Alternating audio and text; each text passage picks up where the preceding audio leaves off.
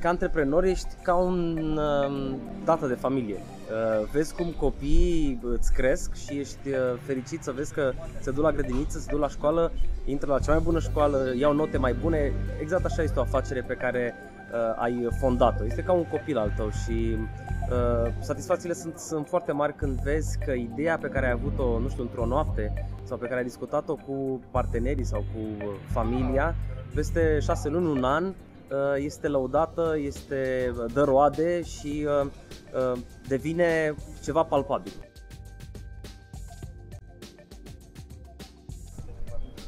Partea cea mai grea la un antreprenor, dar nu este vorba doar despre antreprenor online, în general, oameni care au afaceri, este să treacă de acel moment de entuziasm de la început, când totul pare că e genial, totul pare că merge ca pe roate, toată lumea laudă, să treacă de acest moment și să intre pe acea pantă care nu mai este atât de înclinată. Lucrurile nu se mai întâmplă atât de repede și atât de spectaculos.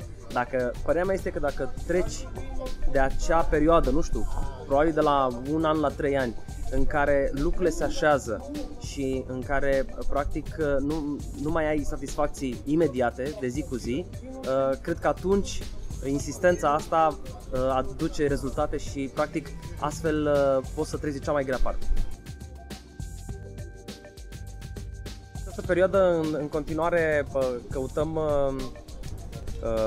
un viitor pentru eok.ro, site-ul de muzică legal, cel care a venit cu această inovație, zic eu, necesară pieței românești de muzică, și anume legalitatea muzicii pe internet, și pregătesc un nou proiect pe care o să-l prezint la Venture Connect, la Netcamp, care are legătură, desigur, cu online-ul, pentru că despre asta e vorba, și cu muzica, pentru că acolo sunt specializat și deja am înțeles în acești 3 ani de, dacă vrei, antreprenoriat, în acești 3 ani de online, am înțeles cumva care este piața și vin cu o soluție care cred că este necesară în acest moment.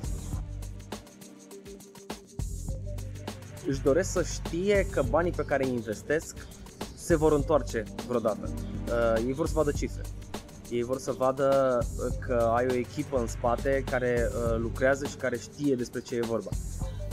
De asemenea, foarte interesant este că investitorii își doresc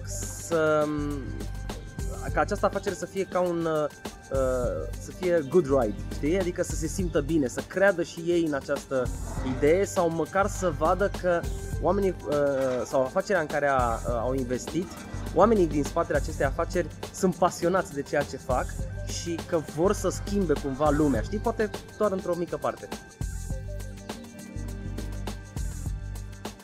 E foarte important să vii la Netcamp, din proprie experiență spun asta. Primul lucru ar fi networking-ul. Cunoști oameni care fac business-uri, oameni care sunt interesați la o dică de business-ul tău, ar putea fi interesați, oameni care știu cu ce se mănâncă această afacere, această industrie. De asemenea, din câte știu, Netcamp-ul anul ăsta va fi extins și, practic, dacă ai o afacere, poți să afli cum să faci rost de bani, cum să te dezvolți și poți să afli din experiența celor care vin. Netcamp este probabil cel mai important eveniment din industria online din România.